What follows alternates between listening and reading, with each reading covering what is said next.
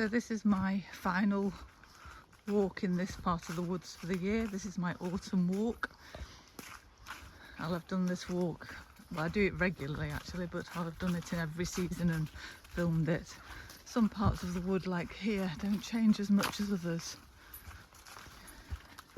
because of the rhododendrons and laurels.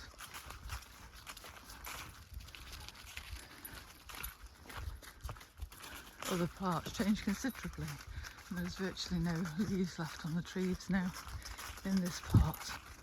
Mostly sycamores, some beech, some ash.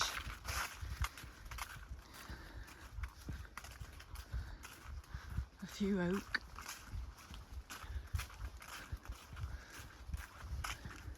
There's still quite a lot of leaves on a couple of the ash trees, and the beech seemed to be one of the last to lose their leaves as well.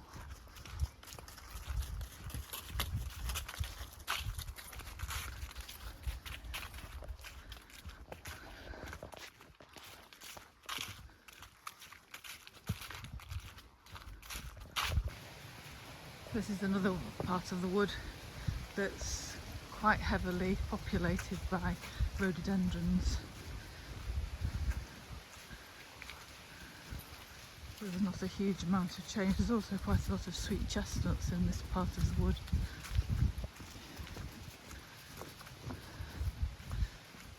At this time of year it feels lighter because the leaves are losing the leaves off the trees, but it also, the quality of the light is so much different. As with all of these walks, I'm trying to notice the differences and the changes. I've been looking out for fungi. It's a constant battle of mine to try and recognise a few species of fungi, but because it's almost a year between one coming up and it coming up again, I tend to forget the names of them. But I haven't actually seen very much fungi so far.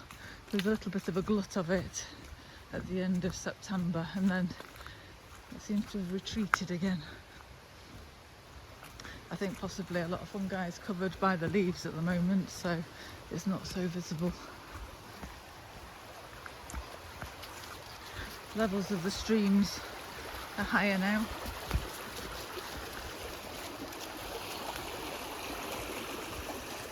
There's definitely a lot of black fungi on this tree. You can just see it starting to grow here now, just there. It was quite... Last year there was quite a lot of it.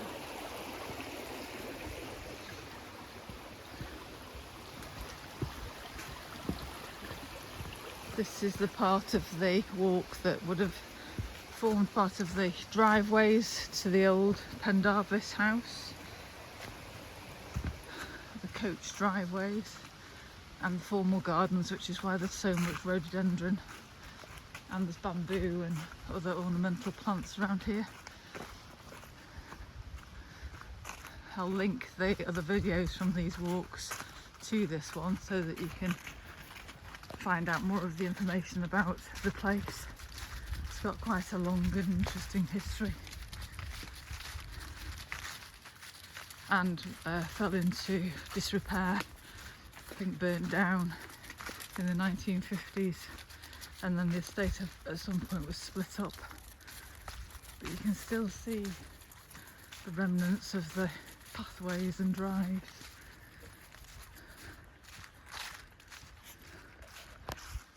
This part of the wood is mostly pine trees, so it tends to be a lot quieter, a lot less bird life. And you can see over there there's some bamboo.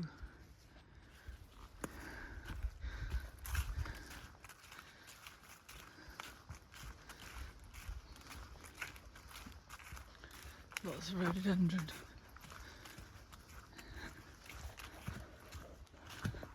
According to Google, this is honey fungus. Lots and lots of it. The tree is kind of still growing actually, it's still slightly rooted. So it has continued to grow a little bit. Despite the fact that a lot of these oak trees fell in a storm, they are still managing to grow. You can see it's almost completely uprooted, obviously still able to get nutrients. The people who manage the wood have cleared a few of them, but they've tended to leave the root ball and a part of the stump intact so that they continue to grow.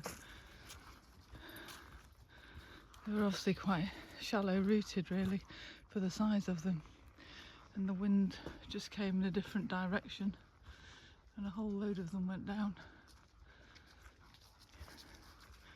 But as we saw from the one that was growing all the honey fungus, they are still sustaining plenty of life.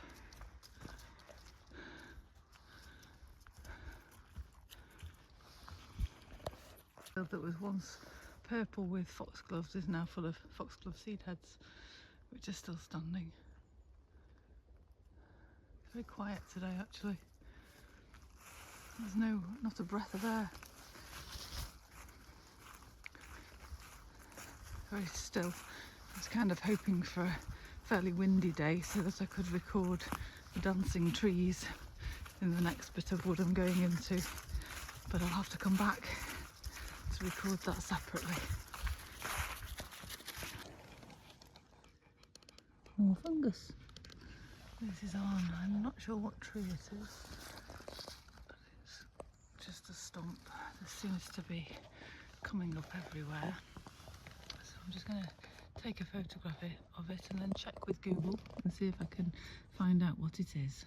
Well, I just checked with Google and I'm not entirely convinced, but then I don't have my glasses on. But it says it's artist's bracket, this one. So I'll check it further when I get home.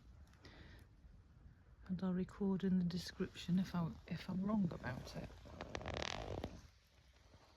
I'm just coming up into the most densely beech part of the woods here.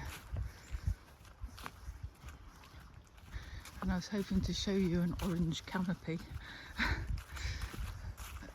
But actually the leaves haven't really turned colour so much as I would have expected them to. The beech tree in my garden is completely orange. I normally video the trees just here. As you can see, these are where the trees dance. There's not a lot of movement today, and they haven't really turned colour that much. Still quite green, those leaves that are on the trees. So it's a good reason for me to return.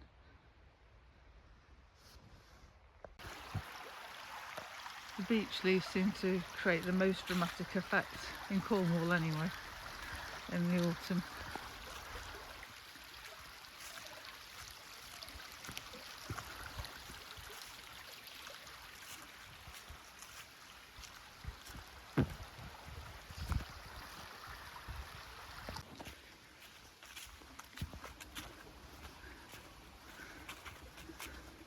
I'm coming up to where the daffodil fields were in the spring.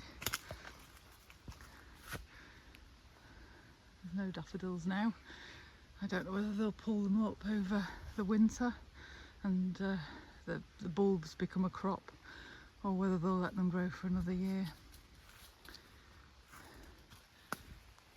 As I was walking around trying to identify bits of lichen and plants and fungi, I was thinking that there's just so much to learn about nature. So it would be a life's work to even get to know the smallest amount of it. I think I'm constantly trying to learn about nature and the way things interact with each other. And it reminded me of the John Ruskin quote that he would rather teach his pupils to draw so that they learn to love nature than teach them to look at nature so that they may learn to draw. And it's kind of an interesting quote, really, I think, but I understand exactly what he means, because drawing for me started really looking at nature, looking at animals, and drawing animals and birds particularly, and also plants. And it has deepened my interest in nature as I've gone on and made me want to discover more about it.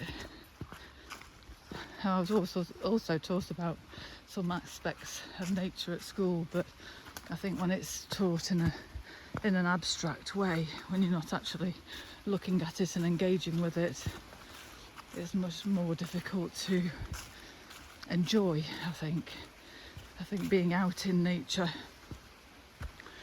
is the best way to enjoy it and the best way to want to know more about it. There's a little magpie gathering up the field there. You might just be able to see them flying into the trees. I think there was 5, 6, 7 magpies. We tend to find them gathering at this time of year, flocking, and all sorts of other crows do it as well, don't they? And jackdaws, pigeons, starlings obviously. I always think it's a bit like a music festival for birds. They all sort of gather together. It's their social time before they go back to being in pairs and breeding.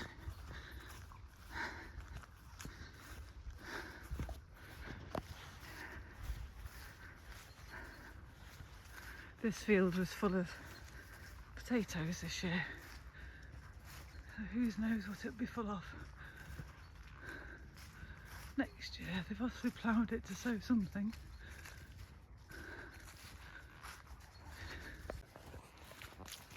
The next field I'm going into has got a lot of crows on the ground. They may fly up when I go through. I'll try and make myself as insignificant as possible.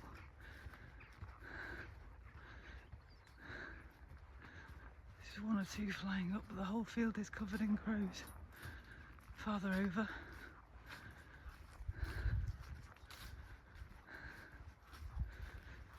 This was also full of potatoes this year, and again it's been ploughed up and there's been manure spread on it. Jackdaws, you know, the jackdaws calling. They're a bit too distant for me to tell whether they're all jackdaws or whether some of them are crows.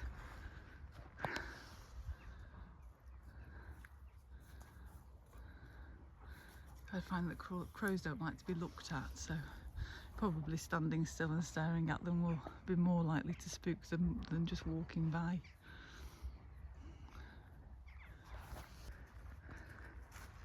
The structures of the trees are now becoming more obvious, which is the bonus of them losing their leaves.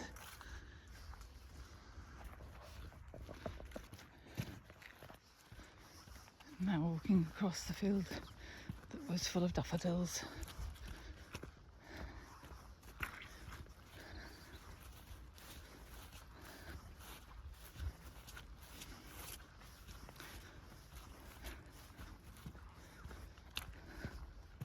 There are a few daffodils actually coming up already.